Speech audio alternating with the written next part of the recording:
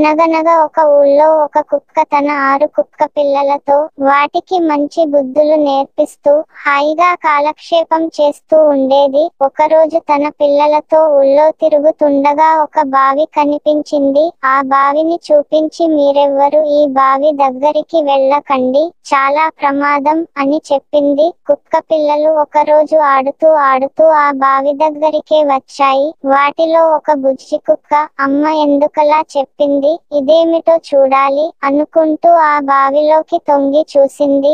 బావిలో తన నీడని చూసి లోపల నిజంగా ఇంకొక కుక్క పిల్ల ఉందని దానిమీద అరవటం మొదలు పెట్టింది. లోపల ఆ కుక్క ప్రతిబింబం దీనిలాగే అరవటం చూసి దానితో పోట్లాడటానికి బావిలోకి ఒక్క దూకు దూకింది. ఇంకేముంది, కుక్క నీళ్లల్లో పడి కొట్టుకుంటూ పెద్దగా రక్షించండి అని అరవటం మొదలుబెట్టింది. ఆ దారినే వెడుతున్న ఒక రైతు అయ్యో కుక్క నీళ్లల్లో పడిపోయిందే పాపం అని దాన్ని బయటికి తీసి రక్షించాడు. నీతి: పెద్దలు చెప్పిన మాటలు వినాలి, కావాలంటే ప్రశ్నించవచ్చు కానీ ఎప్పుడు ధిక్కరించగూడదు.